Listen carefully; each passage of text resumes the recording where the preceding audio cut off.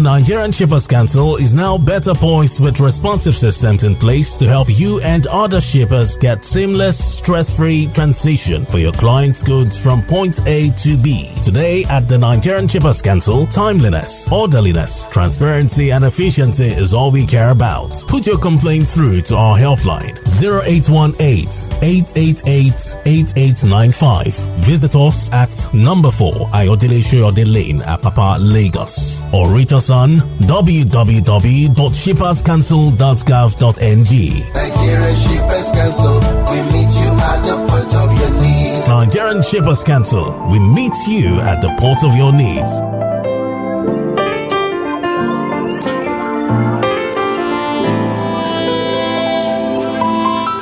All right then, so on Maritime today we are taking you to the northeastern part of Nigeria. Namble Emmanuel Nanle is Acting Director, Northeast Zone Directorate of the Nigerian Shippers Council. Namble, good morning.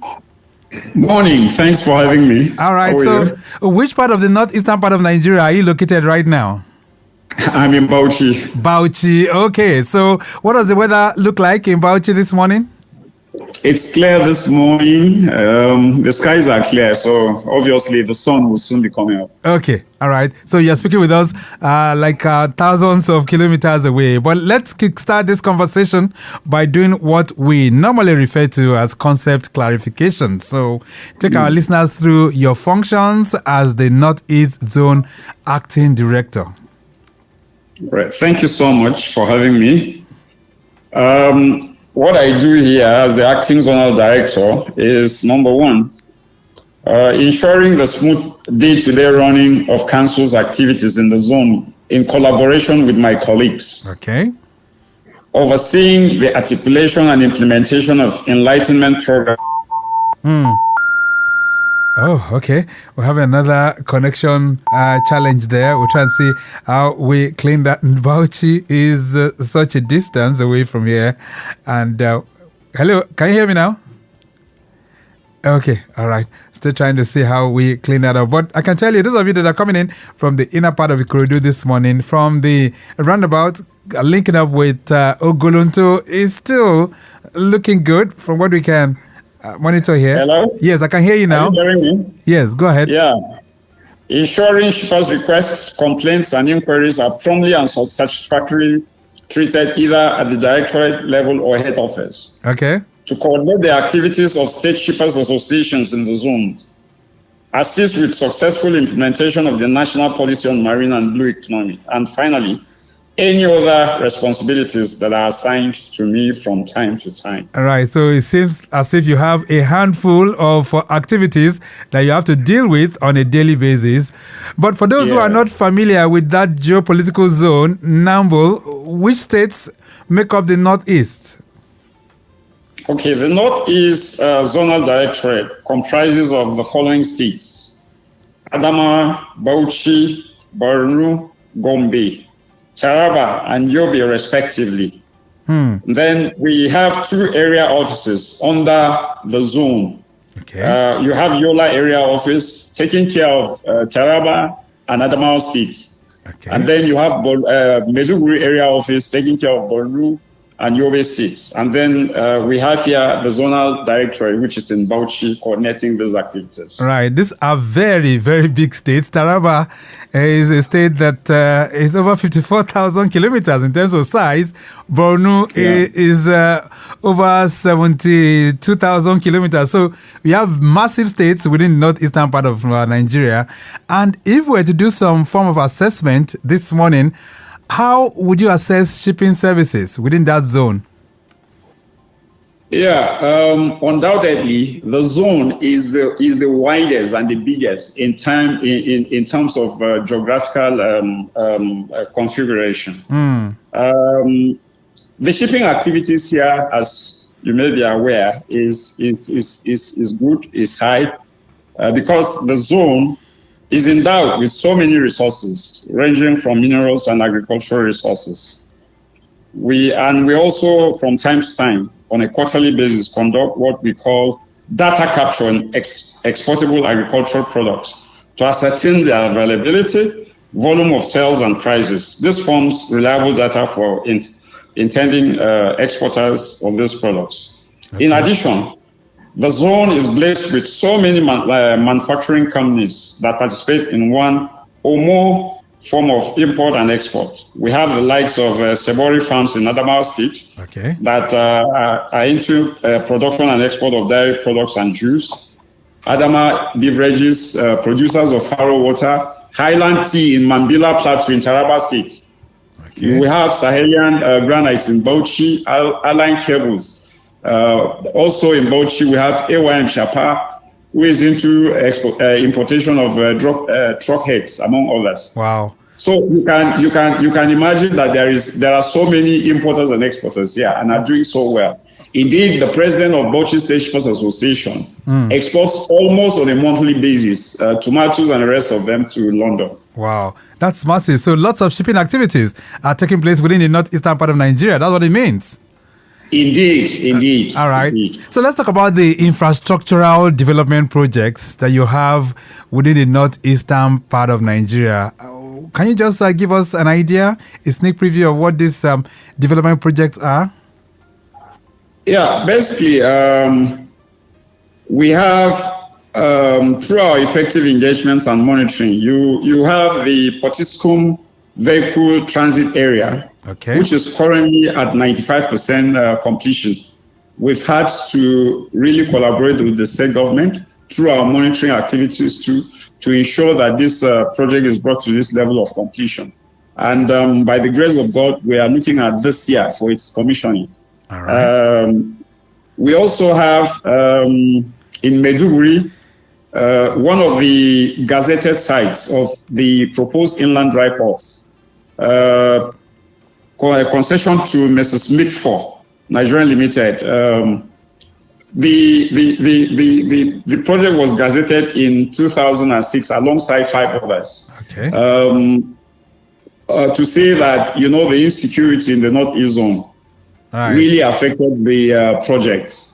But recently this year, and last year, we've had our chief executive officer visiting that state, meeting with the governor to see how the project can be revived, and we make progress on it. And rest assured that a lot is being done on that. Also in the zone, through our efforts and engagements, the Bauchi State government is also very keenly interested in the development of an inland dry port in Bauchi. With there is a ministerial committee, indeed, to ensure that the project come on stream, and a lot of progress has been made. At least the issue of documentation, land has also been allocated without encumbrances by the government. So progress has been made on that development. Right. In addition, the Adamawa State government has also keyed in and are keenly interested in the development of inland dry port in Adamawa and one vehicle transit area. Okay. Through our sustained efforts and engagements with critical stakeholders in the zone too, a lot of these projects are coming up on stream, and even Gombe State government, they've indicated interest in this project. And all right. We are making progress on that. Okay, so lots of vehicle in transit area projects, also lots of inland dry ports, considering that the zone, like you said earlier on, is the largest when we talk about land mass. So definitely the likelihood of having more than one inland dry port is very, very high. But let's talk about the shipping associations that you have in the northeastern part of Nigeria. How many do we have there? Basically, we have 5 shippers associations for now. Okay.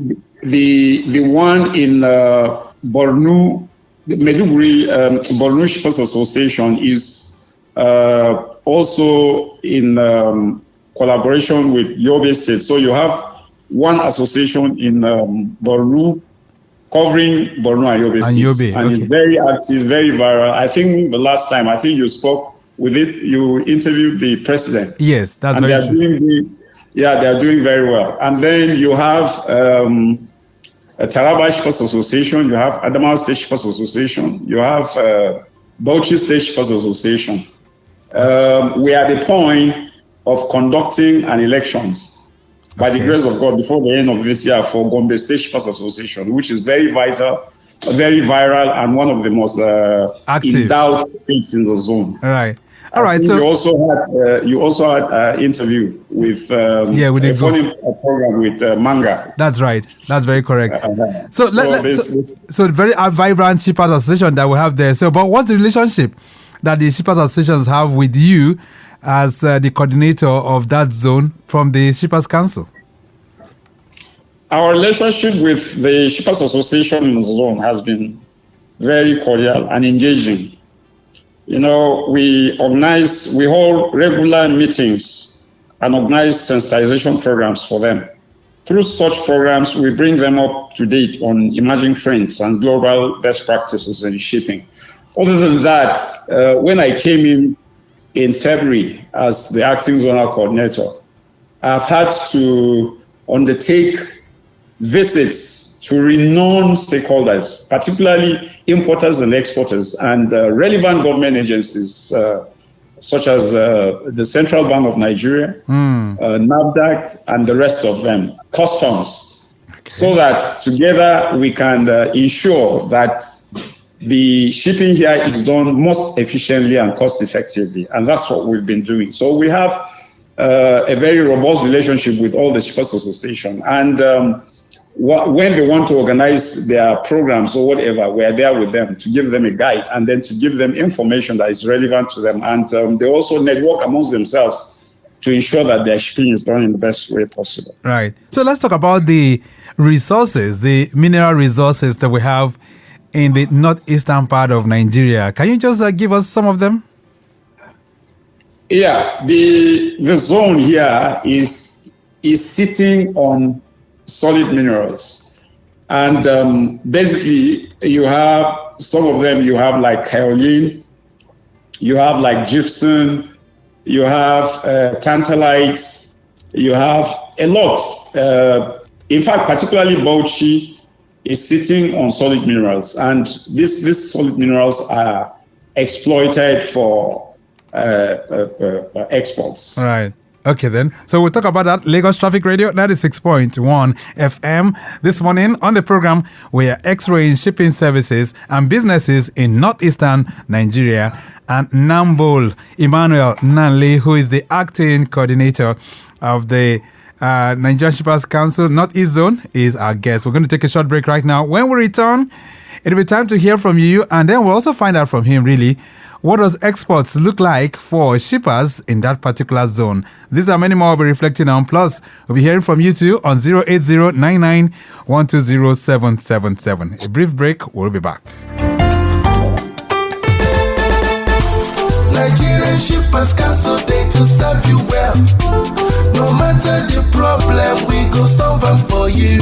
Yes, so the Nigerian Shippers Council, they feel in a parole now for every level. And as soon as goods, they move from port A, go enter port B with a measure within on a needle. For the Nigerian Shippers Council, we don't sharp proper to fit hear you wella, work with you wella, and help you fit serve your customers them better, no matter where them day. As we country port economic regulator, the Nigerian Shippers Council get every now to fit make government consider the problem where shippers them they face. Visit we office for number 4 or to buy your daily show your daily lane. Papa email us for nsc@shipperscouncil.gov.ng. We website now www.shipperscouncil.gov.ng. Allow us on top 0818-888-8895 or 0703-584-6468. For you, we dey gidigba. Nigerian Shippers Council with a meeting for the port of Nanir.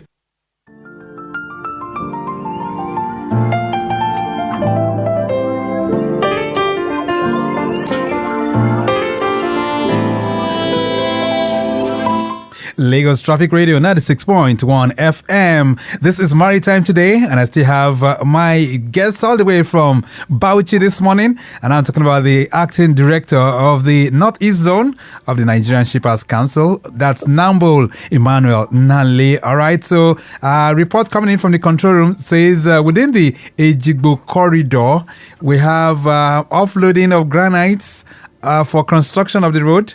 That's ongoing at the moment, and that's causing very, very busy traffic from Jakonde Gate connecting Kpako. So those of you who are within that corridor, you're having it slow. Also, from our live cameras in the studios, we can tell you if you're heading towards Ifako Ugudu, where the construction corridor is, it's a slow one at this time, and the backlog is somewhere around Alakbere. But at the other side, coming in from the island heading towards the toll gate, is still looking pretty good at the moment. All right, so Nambo, let's talk about those who are engaged in shipping and export trade within that zone. What does it look like within the northeastern zone of Nigeria? I think, like I said a lot of shipping activities takes place here in terms of export and in terms of even imports. The only problem, last week you hosted the vice president of NASAN. That's right. The president of Niger State Shippers Association. Yes. And I think he lucidly covered and made the point that in shipping is made difficult because of some certain factors. One, the issue of connectivity from the hinterland. All right. The issue of financing, the issue of packaging, the issue of even knowing what the processes to evacuate those products. It's so these are some of the teething challenges that we have here in the zone, and you would know that because of that, the cost of exporting or importing from the hinterland, more especially, is prohibitive. Right. So transport infrastructure is a major challenge for those who are trying to export, right? Yeah, financing, like I said, it's financing, infrastructure, knowing the processes like enlightenment, and then that from here, because of connectivity issues, when they get to the seaports, by the time they are evacuated, some of our products become uncompetitive, as alluded to, and which is true. So these are some of the problems we face from here. Other than that, the shipping activities here is good. And because Shippers Council has been here for quite a long time, 15 years or even more, and we've been doing quite a lot in the zone. Right. And this has also propelled would-be shippers to go into the active business of shipping, and that is what we'll continue to do, so as long as the office remains here. All right. Okay, then let's see if we can take some reactions that are coming in as well. 080-99-120-777, 091-5387-7127. You can put your calls across. Those of you who would like to find out one or two things about northeastern Nigeria and, of course, the trade facilitation or shipping services that we have there, feel free. This one says, good morning, happy weekend.